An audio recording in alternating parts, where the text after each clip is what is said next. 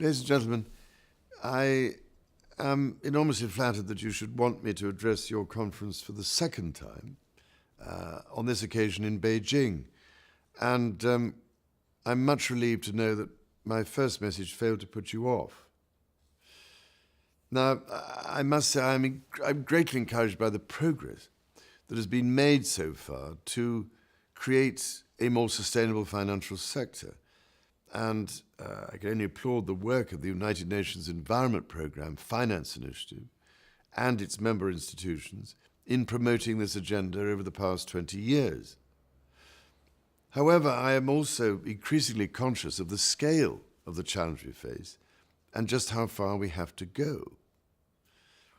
The destruction of the Earth's ecosystems through pollution and overconsumption, coupled with the risk multipliers that are climate change and rapid population growth, are, to my mind, the greatest challenges facing the world.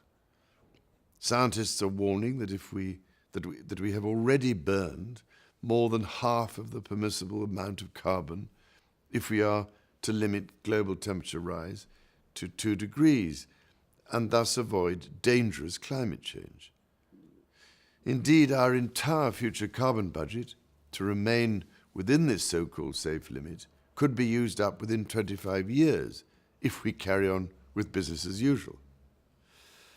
This strikes me as a very short time frame, given that over 200 years have elapsed since the start of the Industrial Revolution and over 250,000 years since the evolution of mankind. What options, then, are we leaving ourselves and, moreover, for the generations to come?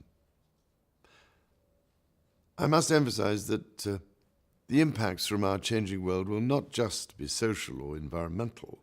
They also present immense sources of financial risk, as yet largely unrecognized, as well, of course, as almost limitless opportunities to finance the solutions of the future. But we need the right information to make the right choices. Now, I wonder how many of you in this room have the information you need in order to make an accurate assessment of the environmental and social risks and opportunities in your underwriting, investment portfolios, and loan books. I have to say that this is why almost 10 years ago I set up my Accounting for Sustainability project, which continues to work with the finance community, helping it to embed the long-term value of natural and social capital into decision-making and reporting.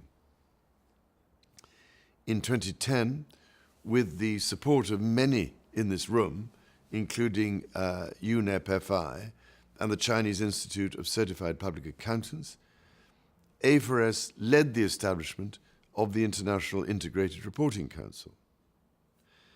The aim was to reform corporate reporting and to improve communications with the investor community on a range of issues which impact financial value and performance. My Cambridge Programme for Sustainability Leadership has also been working with leaders across the banking, insurance and investment industries to find novel ways to stimulate the flow of capital and financial services towards practices that benefit people and the environment, drawing on the growing breadth of research in this area. You will hear a little more about this work this morning.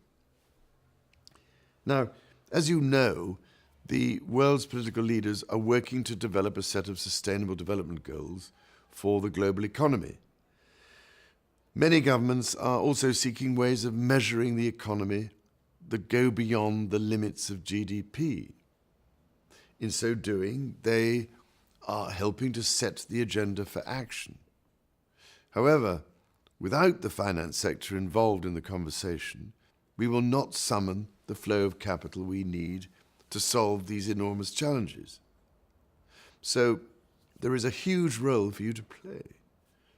You help to decide which companies will be the winners in the future and which the losers. My challenge to you, therefore, is to help focus the flow of capital to those companies that are working to solve the enormous environmental, social, and economic problems, rather than to those that are creating them. Thank you, ladies and gentlemen.